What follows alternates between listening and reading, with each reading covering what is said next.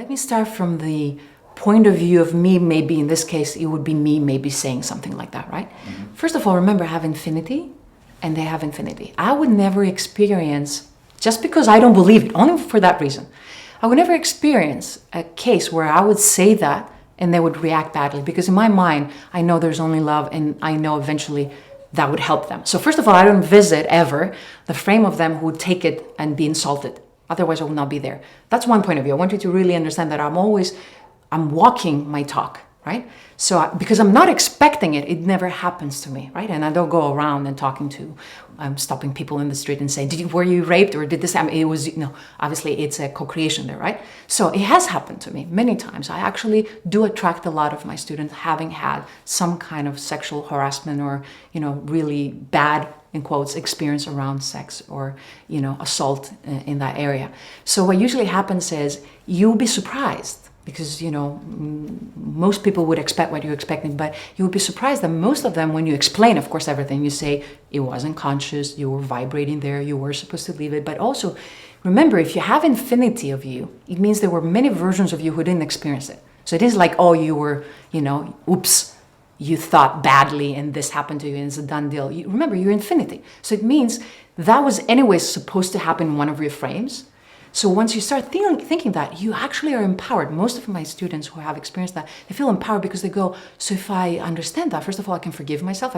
Because you can also forgive the universe, because you feel like it just happened to you out of coincidence. It just happened, you were walking down the street and someone chose you and assaulted you just for no apparent reason. That is even more devastating for them sometimes, when they realize that, first of all, that's not by itself something bad, if it's part of the infinity. Yes, the experience, if you feel like someone is invading you or doing something horrible to you, of course, that experience and the emotion is horrible. But if you start seeing that you are infinity, and sometimes you can even erase the past. Now we're going to go into something very interesting, how I work with those people. We go into the idea, you can't only change your future now that you know this knowledge. Most of the egos will believe, okay, I know that now, so from now on, I will change how I think and feel and attract or visit, depending how you see it, different experiences from now on. No. Remember, there's no time linearity in the above dimension, so it means your past can be changed now too. You never really experience that. It's a thought now.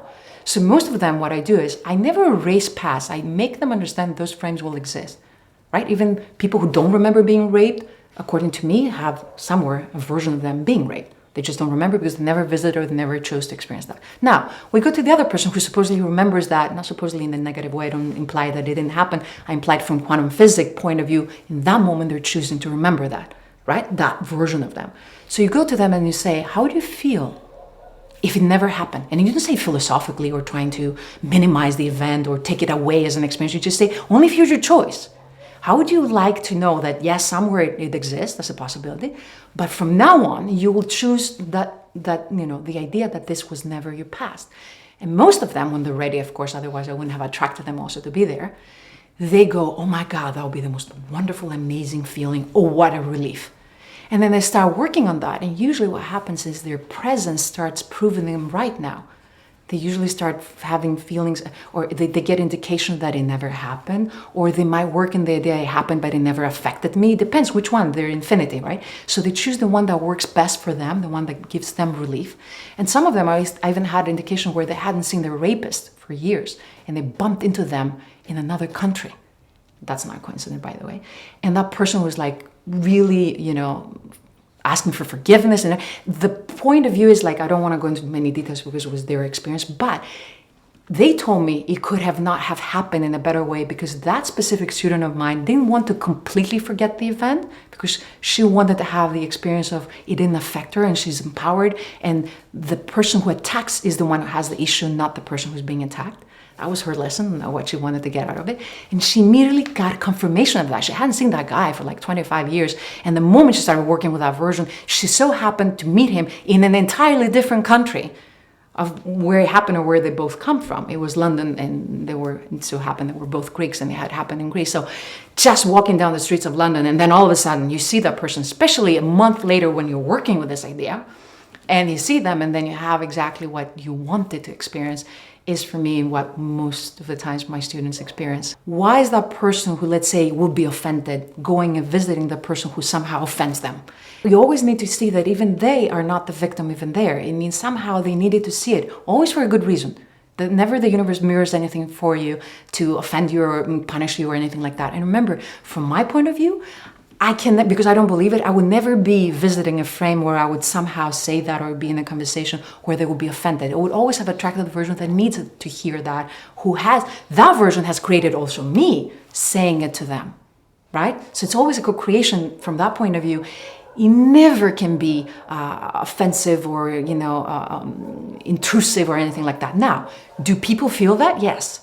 But is it because the other person is intrusive or because you're expecting people to be that way and then you go and visit a situation like that? Remember when I'm offended, did it just happen to me or did you go and visit or attracted a situation where I felt offended or someone supposedly was offending? Only maybe because for me to see that I had the thought initially, I was expecting to be offended or I'm afraid that that can be or it can happen. And then I experienced that. Because the moment you decide you can never be offended, you don't. Not because you see it that way, you don't even attract it anymore because you decided you're not, so you're not vibrating there. So according to quantum physics laws, you can't go and listen to that radio station when you're tuned to someone else. It's impossible according to the laws of physics. You can't go and visit a vibration you're not vibrating.